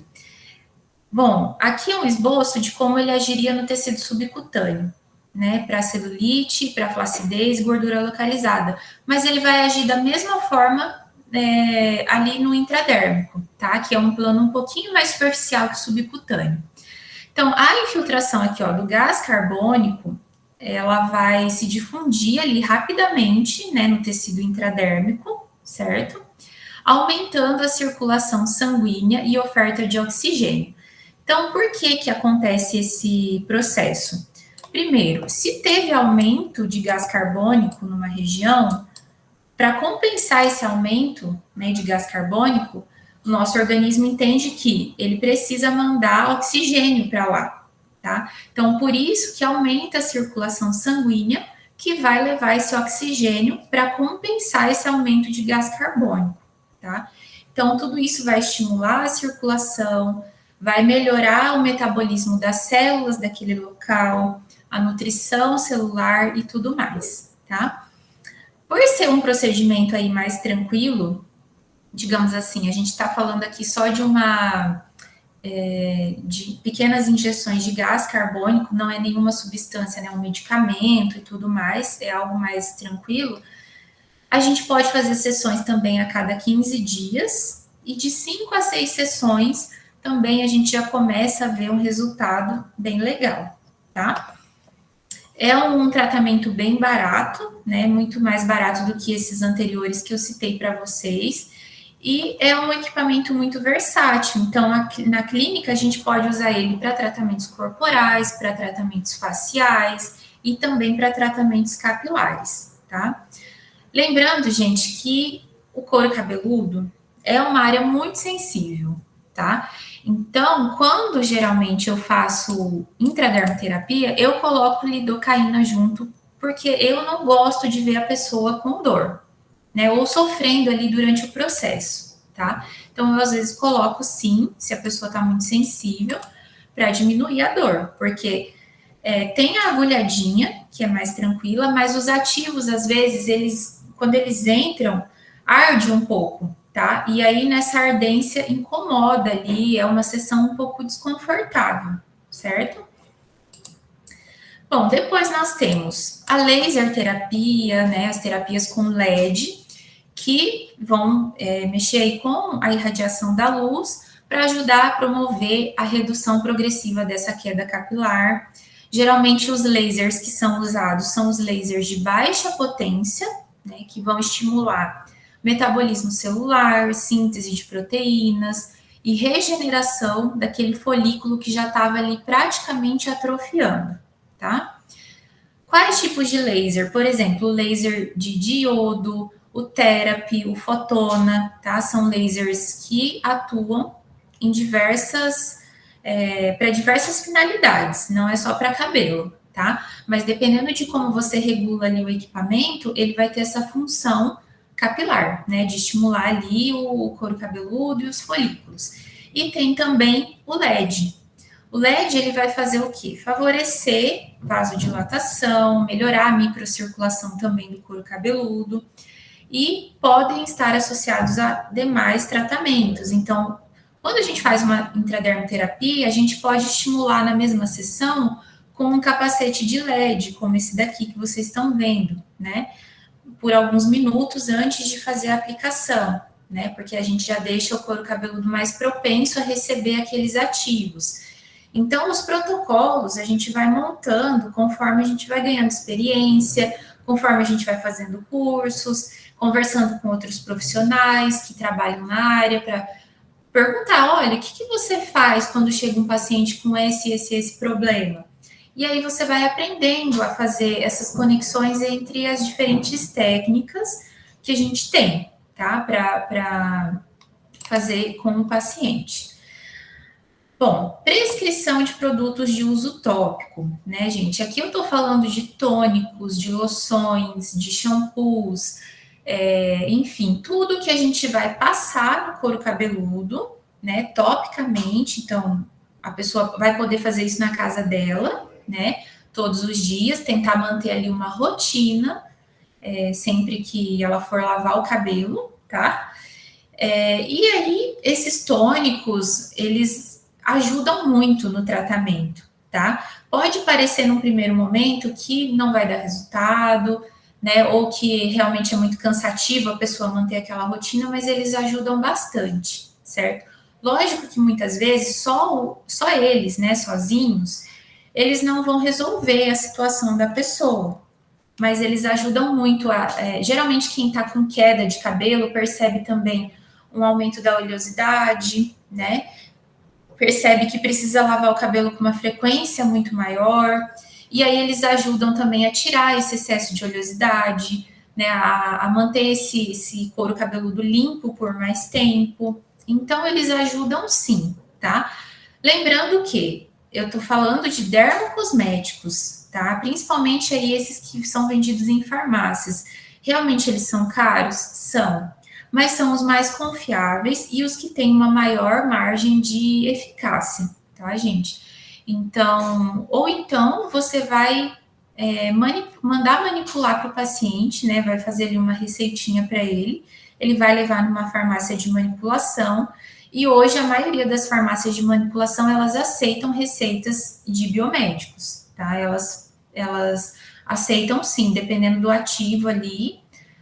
Vocês precisam também pesquisar o que vocês podem e o que não podem prescrever, mas de forma geral, elas manipulam, né? Então, um tônico de minoxidil 5%, um shampoo anti-queda, um tônico já pronto anti-queda, né? Então, tudo isso pode ser prescrito para que no intervalo entre as sessões, né, da intraderma ou da carboxy, o paciente faça ali uma manutenção dos cuidados, tá? Importante ele massagear sempre esse couro cabeludo, aplicar esses produtos com o couro cabeludo limpo, né? Caso seja um tônico ou uma loção, isso é importante também. E isso exige disciplina, né? Então, vai depender muito de quanto esse paciente ele é disciplinado. Se for uma pessoa que não vai fazer, gente, né? Tem muitos pacientes que já chegam falando, não me prescreve nada para fazer em casa que eu não vou fazer. A pessoa mal passa um filtro solar, porque ela não tem paciência. Então, não adianta realmente ele gastar dinheiro com isso, porque ele não vai usar, tá? Mas se for uma pessoa assim que você vê que ela tá empenhada ali, ela realmente quer cuidar, ela até pede muitas vezes, eu queria alguma coisa para usar em casa. Aí vale a pena realmente prescrever para que ela possa fazer essa manutenção. E depois nós temos a prescrição de nutracêuticos. Nutracêuticos, gente, são aí nutrientes isolados, né, de alimentos, enfim, que a gente concentra eles numa cápsula, né, em alguma forma aí, não sei falar a língua farmacêutica, mas numa cápsula, enfim, numa pastilha, alguma coisa assim, para que possam ser usados via oral, né, possam ser tomados via oral e que vão acabar ajudando, de alguma forma, a nutrir esses fios. Isso aqui é muito controverso, né? É aquela velha questão de falar que tomar colágeno vai ajudar a sua pele a não ficar flácida. Também acontece aqui, né, gente? Tem uma infinidade hoje de oferta aí no mercado de multivitamínicos que falam que é específico para unhas e cabelos, enfim. Mas a verdade é a seguinte: todo nutriente, né, tudo que a gente bota para dentro via oral vai passar pelo trato gastrointestinal e vai ser absorvido lá pelo nosso intestino. O jeito que isso vai ser distribuído para o nosso corpo, para onde isso vai, não sabemos, né? Vai ser usado de alguma forma ou vai ser eliminado pelas fezes. Só que A gente tem garantia de que o que tem nessa cápsula vai para o folículo? Não temos, né? Nós temos o quê? Cápsulas que têm concentração de ativos que podem favorecer mais o folículo capilar, tá? E aí sim, né, nós podemos ter uma melhora. Mas isso é garantia? Não, tá? Pode ser que a pessoa tome por 6 meses o Pantogar, por exemplo, e não veja diferença nenhuma, né? Ao passo que tem pessoas que tomam por 3 meses e já começam a... Nossa, e falam que foi maravilhoso, que o cabelo voltou a crescer, que ficou mais forte, que ficou mais grosso, que aumentou o volume, né? É muito individual tudo isso. E prescrição de nutracêuticos precisa de indicação, né? Você não vai sair prescrevendo vitaminas à torta e à direito porque tem que tomar, né? Porque é aquilo que eu falei no início. Uma hipervitaminose pode ser tão nociva e prejudicial quanto uma falta de vitaminas, né? Então a gente tem que ser muito prudente em relação a isso, tá? Mas de forma geral, vitaminas e antioxidantes, eles ajudam na preservação do fio, na saúde dos fios de cabelo, dos folículos, né? E vão ajudar ali de forma geral a manter esse fio saudável. Tudo isso aqui, ó, a gente consegue com uma alimentação balanceada, tá? Então, a primeira coisa que a gente tem que saber, tá se alimentando bem? Né? A sua alimentação é variada? Come frutas, verduras, legumes, vegetais de forma geral? Que é onde a gente tem maior concentração de vitaminas, né? Precisa investigar isso, tá? Então, vitaminas A, D, C e E, vitaminas do complexo B, como a biotina, ômega 3, coenzima Q10 e licopeno. Licopeno tem bastante no tomate, né? Coenzima Q10 também, que é um cofator que ajuda lá no metabolismo das mitocôndrias. Cistina e queratina, que são aminoácidos importantes para a formação, né, do fio de cabelo também. Zinco, ferro e silício orgânico, que são oligoelementos minerais que também ajudam a manter a saúde dos fios, tá? Bom, gente, dentro de tudo isso que eu falei para vocês, é o que nós podemos fazer, tá? Pelo paciente. O que nós não podemos fazer, né? O que o biomédico não pode fazer? Prescrição de medicamentos via oral, né? Então, já tem minoxidil via oral, tem finasterida via oral, prescrição de anticoncepcionais, porque anticoncepcionais em casos em que a mulher tem alguma alteração hormonal, né, que pode ter acontecido pós-Covid também, enfim, o anticoncepcional, ele às vezes ajuda a segurar mais tempo o fio de cabelo ali no folículo e a ter menos queda, tá? Mas, enfim, o anticoncepcional é um outro departamento.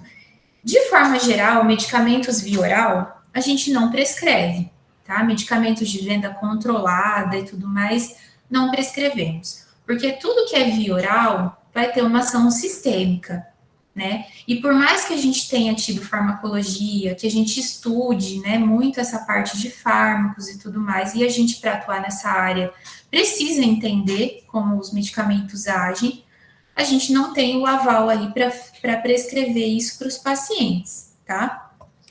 Além disso, prescrição ou manipulação de hormônios, né? Já falei para vocês lá no início.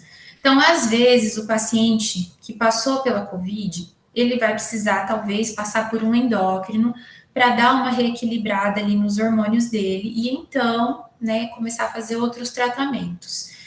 Manipulação de hormônios, reposição hormonal, manipulação de hormônios bioidênticos para esse paciente aplicar, seja na pele, seja via oral, seja injetável, a gente não faz isso, tá? Porque mexer com hormônio é uma coisa muito delicada, com qualquer hormônio tireoidiano, hormônios sexuais, enfim, tá? A gente não interfere nisso.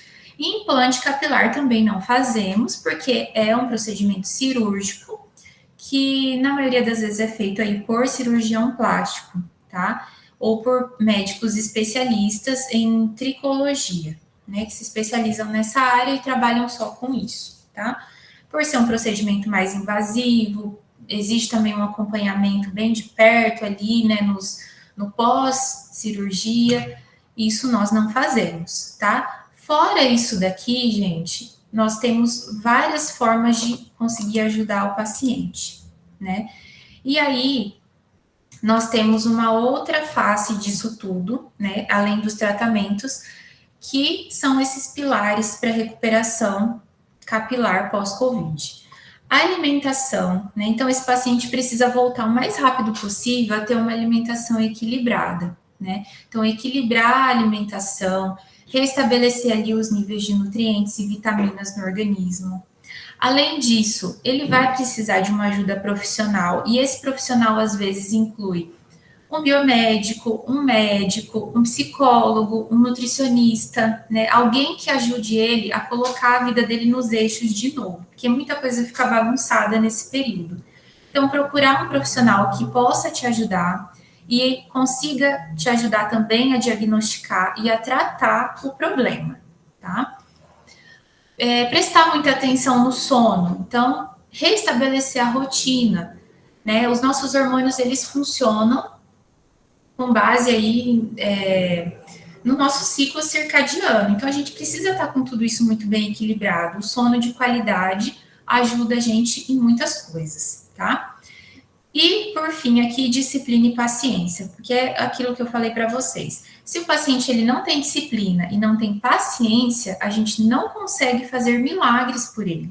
Então, ele precisa ir na sessão, ele precisa entender que esse tratamento vai durar um período longo relativamente, ele precisa ter disciplina para usar as coisas que ele precisa usar em casa, ele precisa entender que durante o tratamento ele não pode ficar fazendo químicas no cabelo, alisamentos, tinturas, né, o tempo inteiro, todo mês, porque isso prejudica, tá?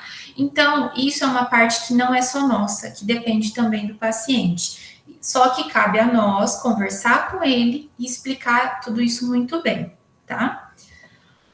Uma boa notícia, né, no final disso tudo. 95% dos casos de queda de cabelo pós-Covid são transitórios, tá? Então, os fios de cabelo, eles voltarão a nascer e eles vão crescer novamente, porque todo esse quadro pós-Covid é o que nós chamamos de eflúvio telógeno, ou seja, é aquela queda transitória, passageira, né, uma fase que a pessoa vai passar, e quando o organismo dela recuperar o equilíbrio, esses fios vão voltar a nascer, tá? Por que então que a gente falou de tratamento? Porque os tratamentos e os profissionais, eles vão ajudar a pessoa a passar por isso de uma forma mais tranquila, né, sem tanto desespero, sem achar que ela vai perder todos os fios de cabelo dela e que nunca mais vai nascer, e passar mais rápido por isso tudo, tá? Mas de forma geral, isso passa, né? Assim como passa depois da gestação, assim como passa depois de um período de estresse, né, difícil que a gente passa na vida, enfim, isso vai se resolver em algum momento. Aqui, gente, eu trouxe para vocês alguns dos artigos, né, estudos científicos e também relatos de casos que eu usei para montar essa apresentação para vocês. Como eu disse, é algo muito recente ainda, a gente não tem tantos estudos publicados relacionando aí queda de cabelo e Covid, porque a gente está vendo os efeitos de tudo isso agora, né? Mas nós já temos algumas coisas. Então, por exemplo, esse daqui, tratamento do eflúvio telógeno pós-Covid, né? Era um estudo que é um estudo de caso que falava sobre uma paciente que teve, descrevia todo o caso histórico dela, bastante interessante. Se vocês procurarem no Google acadêmico, vocês vão encontrar. Esse daqui fala do papel dos andrógenos na Covid-19. Então, ele vai falar de alterações nos hormônios androgênicos que acontecem durante a Covid e como que isso acaba afetando aí a queda de cabelo, causando, né, a queda de cabelo. Sinais cutâneos na COVID, em pacientes com Covid-19, uma revisão. Então, alterações de pele, né, esse artigo foi publicado numa revista de dermatologia, que fala sobre várias alterações de pele que acontecem na COVID, e faz uma revisão, né, bibliográfica e de referências de tudo isso, e explica cada caso, né, incluindo aí queda de cabelo também, tá? E esse aqui foi, na verdade, um trabalho publicado em evento, apresentado num evento, que eram as consequências do novo coronavírus, queda capilar, um efeito secundário da Covid-19. É uma pergunta, né, no caso. Então, será que é mesmo um efeito secundário? Né? Será que não é mais um dos efeitos sistêmicos dessa doença, né, que já afeta aí o organismo como um todo? Então, eu deixei aqui para vocês essas 4 opções, para quem quiser se aprofundar um pouquinho mais no assunto, né, ler um pouquinho mais a fundo, é bem interessante, tá? Bom, gente, era isso que eu queria passar para vocês. Quero agradecer novamente a professora Érica. Se vocês tiverem dúvidas, eu estou à disposição. Aqui deixei meu e-mail para contato, caso vocês queiram falar comigo. E era isso. Quero agradecer todo mundo pela atenção. Pode falar, Érica. Jéssica, eu estava aqui anotando. Ah, não dá para ver. Estava anotando, real. Tipo, anotando um monte de coisa, porque é um assunto muito interessante, né? Muito Ontem, bom. acho que foi ontem ou anteontem, que os meninos tiveram uma palestra sobre efeitos cardiovasculares do Covid. E você falou, apresentou agora que o Covid, ele aparentemente é um vírus que a gente até comentou na quarta, que ele é promíscuo, né? Então, primeiro pensava-se que o Covid afetava basicamente trato respiratório, e agora está vendo que ele afeta diversos tecidos, né? Então, a gente não pode dizer que o Covid é só um vírus respiratório, né? Então, eu fui fazendo um monte de anotações aqui para estudar depois. Ai, muito bom. Ai, eu adoro. Como você sabe, né? Dos meninos sabem, eu tô fazendo pós-estética, então, assim, tudo isso me fascina. E aí eu fui anotando. Eu fechei a câmera porque eu tava toda torta, assim, sabe? Anotando. Eu falei, deixa eu fechar que eu tô muito torta. E aí eu anotei aqui 4 perguntas, mais 2 você respondeu ao longo da apresentação. E eu tenho 2 perguntas para te fazer. Primeiro, se apresentou diversas patologias e diversos possíveis tratamentos. Na tua vida profissional, lá na clínica de estética, você notou que algum desses tratamentos é o mais efetivo? Sim. Não só, deixa eu até voltar aqui, Érica. A intradermoterapia eu faço muito, tá? Por quê? Deixa eu voltar, tô perdida. Aqui. A intradermoterapia eu faço muito, tá? E eu geralmente associo ela com o uso de tônicos tópicos, né? Porque assim, é um cuidado que o paciente vai ter ali ao longo dos dias até que ele retorne. Então não fica aquela lacuna do tipo, ele só vai voltar daqui 1 mês e aí eu vou ver o que está acontecendo. Não. Aí ele vai para casa, né, ele compra aquilo e ele consegue fazer a manutenção ali e ainda continuar estimulando o folículo para esse cabelo crescer, né? Então a intradermoterapia eu faço muito. O MMP também é muito bom, tá? O MMP ele começou a ser usado por dermatologistas já há bastante tempo. Ele veio depois da intradermoterapia, né? Um equipamento mais recente. Mas quem puder comprar, é um equipamento que custa, Érica, em torno de uns R$2.500, R$3.000. Não é um equipamento caro quando a gente fala de equipamentos de estética, né? Tem uns que são, assim, absurdos.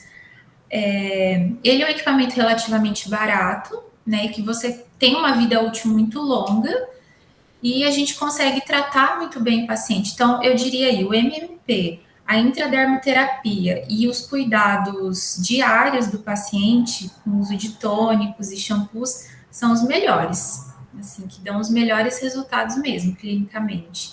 E aí, na intradermo, eu não sei se eu falei isso, não lembro agora, a gente não usa só um ativo. A gente não usa, por exemplo, só o minoxidil ou só a finasterida, a gente usa uma mescla, né? Então, a gente mistura o minoxidil com a finasterida, com fatores de crescimento, que vão ter funções diferentes. Então, na mesma sessão, a gente aplica diversos ativos ali, né? Que vão desempenhar papéis diferentes. Entendi. Então, a intradermo seria, no teu ponto de vista profissional, junto com o home care, seria o tratamento mais efetivo para queda de cabelo no geral, certo? Sim, Tem um ponto negativo da intradermo que eu vou falar, que é o que demora para fazer, tá? Porque você vai ponto por ponto. Por que alguns profissionais preferem o MMP? Porque você molha ali no ativo e você vai passar as agulhinhas, né? E é um movimento mais contínuo e é um movimento mais rápido. Sim. Ao passo que na intradermo você vai pegar a seringa e vai ponto por ponto injetando. Só que depois de um tempo de prática, você vai pegando a mão e vai ficando mais rapidinho. Mas ainda assim, tipo, é um processo demoradinho. Eu levo ali uns 40 minutos, tranquilamente. É demoradinho, mas ok. É, Ok. é um tempo assim, para fazer, por exemplo, uma intradermo para gordura localizada, intramuscular, eu acho que demora, né, o capilar, porque a de gordura localizada a gente faz em 15 minutos. Uhum. Intramuscular você faz em 5. Tem um furinho aqui no glúteo esquerdo, um no direito e acabou. Uhum. Aí o capilar, 40 minutos. Aí quando a gente começa a comparar os tempos, aí a gente fala, nossa, que demorado que é fazer o capilar. Mas assim, a prática também, a gente vai pegando a mão e vai ficando mais rapidinho. Sim. Eu não anotei aqui, mas eu queria te perguntar. Aumentou muito a busca depois da pandemia por tratamentos para queda de cabelo? Bastante. E ainda tem muitos pacientes que não associam a queda com o Covid. Por isso que eu falo, a gente tem que perguntar na anamnese, você teve Covid? Porque eles não chegam falando assim, eu tive Covid e agora eu tô tendo queda. Eles chegam falando, eu estou tendo queda de cabelo, não sei por quê. Ai, que dó! Aí você vai perguntar, teve Covid, tomou vacina e tal? A vacina, ela dá uma queda um pouquinho mais sutil. Eu não posso afirmar isso porque não tem estudos comprovando, né? Sim. Mas assim, na clínica dá para perceber. Eu tive um pouco de queda depois da vacina, porque a vacina nada mais é do que ali digamos, uma amostra do que é aquele quadro clínico, né? Sim. E depois do que eu passei lá da primeira dose e tal, que eu te contei, né, que foi aquele transtorno, eu tive assim, eu tive mesmo um pouco de queda, né? E eu vejo alguns pacientes que têm também. Mas eles não associam, só que aumentou bastante a procura por tratamento. Que interessante. Depois, Sim, interessante, triste para quem teve, né, isso, a queda pós-Covid, mas, tipo, interessante. Uma dó as pessoas não associarem, né? sim, não associam. Às vezes não entendem, falam, mas não aconteceu nada, assim, né? E eu tô perdendo cabelo, tô comendo bem. Aí quando você linka as coisas, aí você vai ver, não, realmente foi medicamentos, Uhum. né, Covid e tal, processo inflamatório, tudo junto. E tá aí a importância do que a gente sempre bate na tecla com os meninos. Anamnese, anamnese, anamnese, né? Tem Sim, que ter uma anamnese muito boa. tem que ter. Eu acho que é assim a parte mais importante. Porque executar o tratamento, qualquer pessoa sabe, aprende, né? Se a gente ensinar como aplica, como faz. Sim. As pessoas têm a capacidade de aprender. Só que o mais difícil é quando o paciente chega na clínica, aí você olha para ele, você conversa com ele e você pensa: o que eu vou fazer com essa pessoa? Porque a técnica a gente sabe executar, mas o que você vai colocar nessa mescla? O que você vai fazer ali? Isso é o mais difícil, Qual vai sabe? ser a tua conduta, né, para ajudar aquela pessoa? Sim, eu imagino que, por exemplo, um médico, né, recém-formado, seja a mesma sensação. Ele tá lá tá no pronto-socorro, chega uma pessoa lá, né, passando mal, ele se depara com aquilo e fala: o que eu vou fazer? Que remédio eu dou? Que exame eu peço? Porque a teoria ele sabe, né? Ele viu tudo na faculdade, ele lembra Sim. de algumas coisas, outras coisas ele pode pesquisar ali no Google na hora, enfim. Mas o que ele vai fazer, né, até chegar no resultado final é que é o ponto.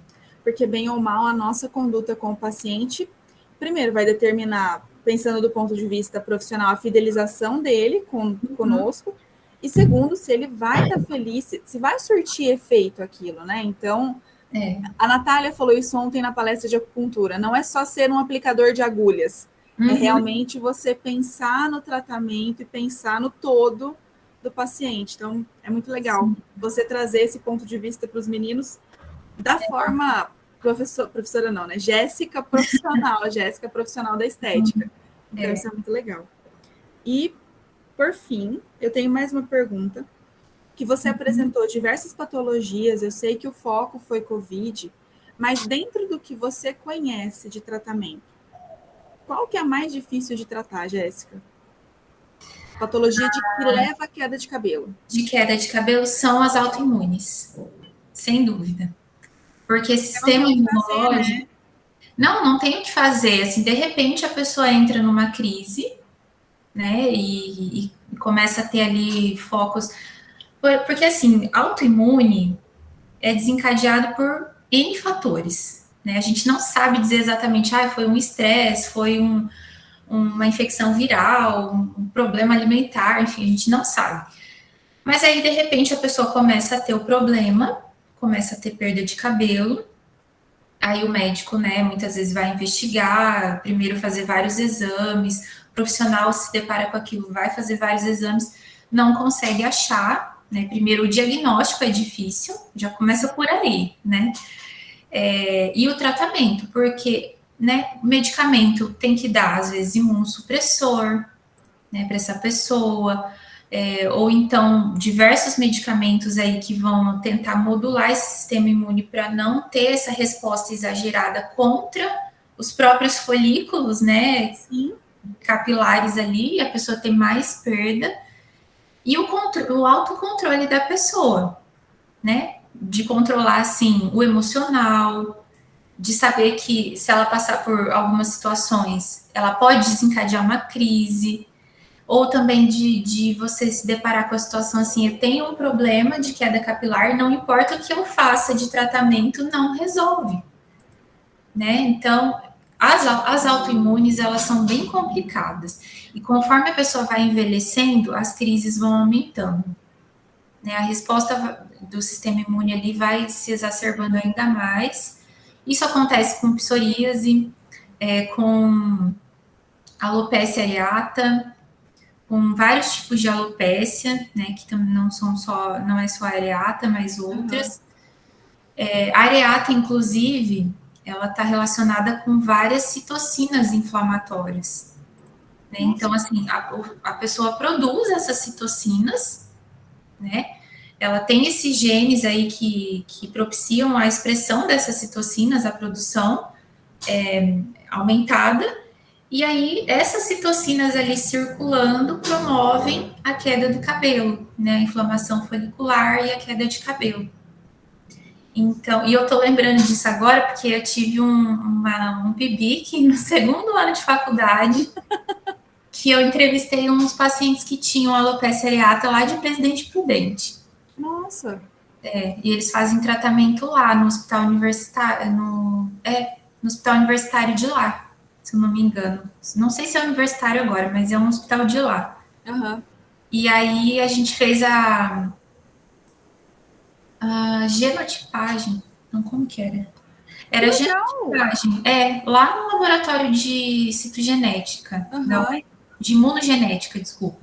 A gente fez a genotipagem para ver qual eram os genes que eles tinham que expressavam essas citocinas. Ai, Érica, essa coisa assim, de genética que eu não sei exatamente os termos.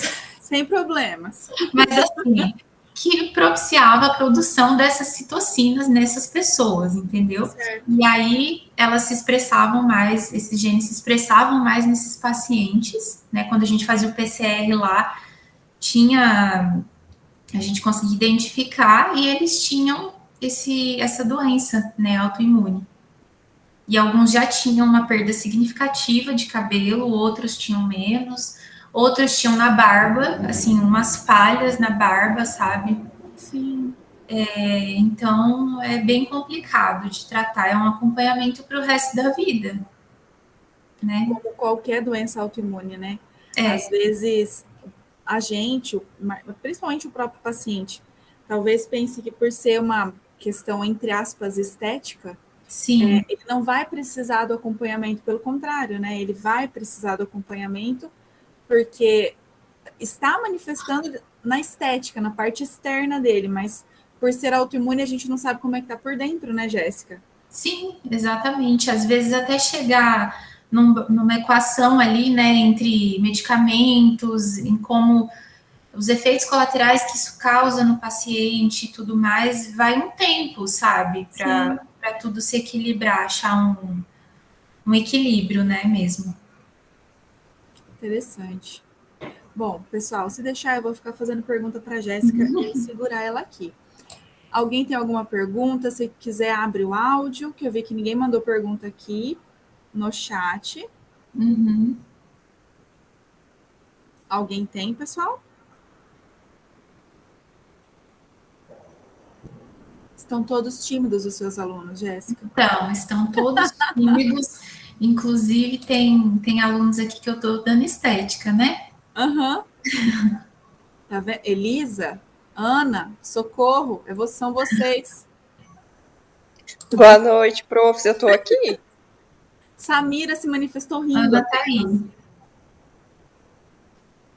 Ai, gente, mas então tá bom. Jéssica, te agradeço em nome de todo mundo. Agradeço pela disponibilidade, agradeço que foi uma super aula. Eu estou aqui como feito aluna mesmo e não feito professora, anotei um monte de coisas. Muito obrigada, agradeço de coração pela tua disponibilidade por estar aqui com a gente hoje e trazer um pouquinho do seu conhecimento da clínica. Eu que agradeço, gente. Eu agradeço muito a atenção de vocês, agradeço a Érica pelo convite de novo. É muito bom falar de uma coisa que a gente ama fazer. Eu amo, eu poderia falar várias horas aqui. Horas. Se deixar, ficamos nós duas aqui conversando e eu tirando Sim, dúvida. sim, ai, eu gosto muito. Mas é isso. Muito obrigada. Imagina. Gente, vou pausar nossa gravação aqui. É isso.